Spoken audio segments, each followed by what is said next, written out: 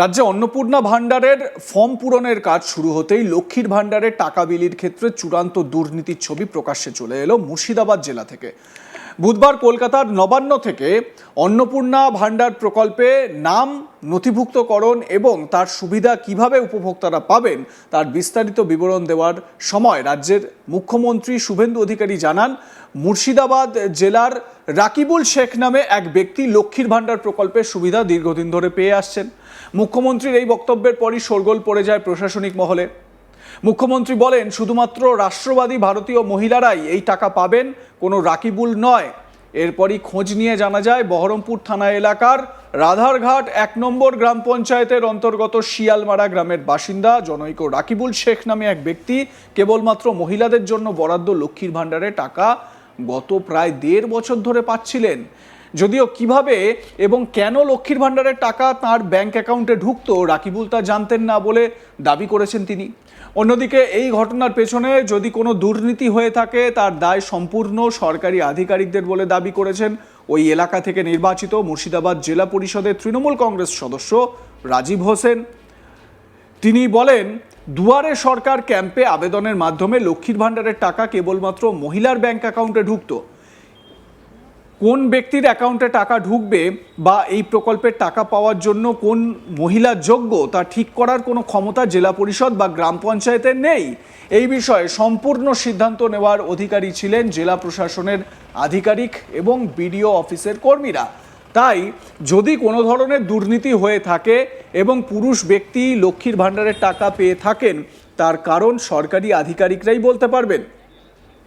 শিয়ালমারা এলাকার বাসিন্দা, পেশায় ছোট হোটেল ব্যবসায়ী রাকিবুল শেখ বলেন, আমার ব্যাংক অ্যাকাউন্টে কিভাবে টাকা ঢুকতো এই সম্পর্কে আমার কোনো ধারণা নেই।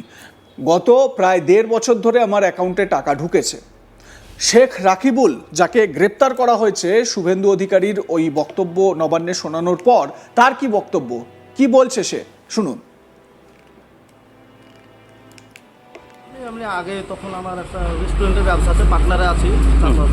হ্যাঁ, দিয়ে তারপরে কবে থেকে আপনার লক্ষ্মী ভাণ্ডার ঢুকছে কেউ জানেন? কয়েকদিন থেকে কয়েক মাস ঢুকছে, কয়েক বছর থেকে যাই হোক।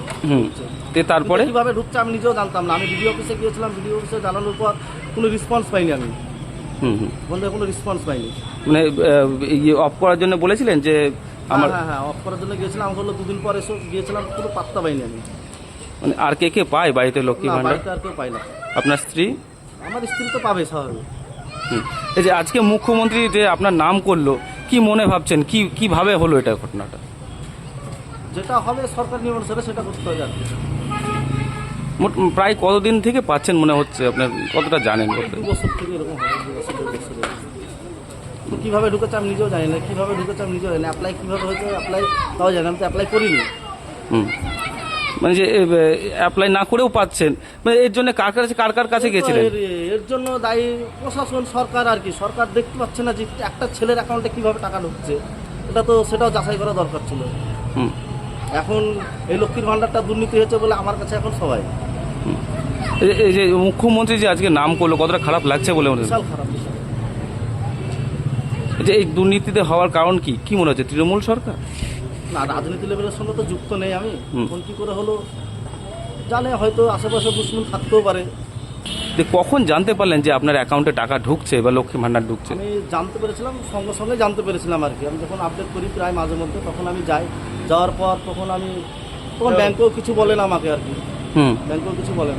4-5টা বন্ধুর কাছে পরামর্শ নিলাম, তারা ভালো ডিপার্টমেন্টে জব করে। তারপর ওরা বললো যে ঢুকুক, অসুবিধা নাই। ভিডিওতে যাওয়ার পর আমি এটা বলেছিলাম। কোন অফিসে, কোন দপ্তরে গিয়েছিলেন আপনি? ভিডিও অফিসে গেছিলাম। বিডিও অফিস থেকে কি ছাড়া দিয়েছে? তো এখন নাই, ভিডিও যার সঙ্গে কথা বলবা সে নাই, পরে আসবে, এরকম কথাবার্তা। আপনার লোকাল পঞ্চায়েত অফিসে জানাইনি। ও লোকাল পঞ্চায়েত অফিসে জানতো না? এমনি পাড়ার লোক জানতো বা কেউ? না, জানি না সেরকম। মানে কি চাইছেন যে আজকে মুখ্যমন্ত্রী আপনার একবারে পুরোপুরি আপনার নাম করলো, এবার নাম করার পরে এর মধ্যে তো কোনো সাজেশন এটা যদি যাচাই করে দেখতে যায় তো মনে হয় 45% বা 40% আছে এরকম। কি চাইছেন এখন? মুখ্যমন্ত্রী সাহেব যেটা বলেছে এটা পুরো আমাকে উল্লেখ করে, এটা যদি যাচাই করে পুরো পশ্চিমবাংলায়, তো এটা সবারই মনে হয় 40% পেয়ে যাবে আর কি। এরকম হতে পারে সম্ভাবনা। কিন্তু কীভাবে ঢুকেছে আমি নিজেও জানি। আমি তো অ্যাপ্লাই করিনি, আমার হিয়ারিংও আসেনি। যেটা কোনো ফর্ম ফিল আপও করিনি আমি। যদিও লক্ষ্মীর ভাণ্ডারে টাকা ঢোকার পর তিনি সেই টাকা বন্ধ করার জন্য কোথাও আবেদন করেননি বলেও স্বীকার করে নিয়েছেন শিয়ালমারা এলাকার ওই বাসিন্দা। তিনি বলেন, যে সময় থেকে আমার ব্যাংক অ্যাকাউন্টে টাকা ঢুকছিল তখন আমার টাকার দরকার ছিল, তাই কাউকেই আলাদা করে কিছু জানাইনি। তবে লক্ষ্মীর ভাণ্ডারের টাকা পাওয়ার জন্য আমি কোথাও কোনো আবেদন করিনি। ওই লক্ষ্মীর ভাণ্ডারের টাকা পাওয়া হোটেল ব্যবসায়ী আরও দাবি করেন, কোনো রাজনৈতিক কারণেও তার অ্যাকাউন্টে লক্ষ্মীর ভাণ্ডারের টাকা ঢোকেনি। তিনি বলেন, আমি একজন ছোট ব্যবসায়ী, আমি কোনো রাজনৈতিক দলের সঙ্গে যুক্ত নই। লক্ষ্মীর ভাণ্ডারের টাকা আমার অ্যাকাউন্টে ঢুকতে শুরু করার পর কয়েকজনকে সেটা জানিয়েছিলাম। তো শেখ রাকিবুল এ বিষয়ে কি বলছেন শুনুন। আমি এমনি আগে তখন আমার একটা রেস্টুরেন্টের ব্যবসা আছে, পার্টনারে আছি 4-5 জন আছি। হ্যাঁ হ্যাঁ, দিয়ে তারপরে কবে থেকে আপনার লক্ষ্মী ভাণ্ডার ঢুকছে কিও জানেন? কয়েকদিন থেকে কয়েক মাস ঢুকছে, কয়েক বছর থেকে যাই হোক। দিয়ে তারপরে কিভাবে ঢুকছে আমি নিজেও জানতাম না। আমি বিডিও অফিসে গিয়েছিলাম, বিডিও অফিসে জানানোর পর কোনো রেসপন্স পাইনি আমি। বন্ধু কোনো রেসপন্স পাইনি। মানে অফ করার জন্য বলেছিলেন যে আমার? হ্যাঁ, অফ করার জন্য গিয়েছিলাম। আমি বললো 2 দিন পর এসে গিয়েছিলাম, কোনো পাত্তা পাইনি আমি। মানে আর কে কে পায় বাড়িতে লক্ষ্মী ভাণ্ডার? বাড়িতে আর কেউ পাই না। আপনার স্ত্রী? আমার স্ত্রী তো পাবে স্বাভাবিক। এই যে আজকে মুখ্যমন্ত্রী যে আপনার নাম করলো, কি মনে ভাবছেন, কিভাবে হলো এটা ঘটনাটা? যেটা হবে সরকার নিয়ম অনুসারে সেটা করতে হবে আর কি। প্রায় কতদিন থেকে পাচ্ছেন মনে হচ্ছে, আপনার কতটা জানেন? 2 বছর থেকে এরকম হবে, 2 বছর 1.5 বছর। কীভাবে ঢুকেছে আমি নিজেও জানি না, কীভাবে ঢুকেছে আমি নিজেও জানি না। অ্যাপ্লাই কীভাবে হয়েছে অ্যাপ্লাই তাও জানি, আমি তো অ্যাপ্লাই করিনি।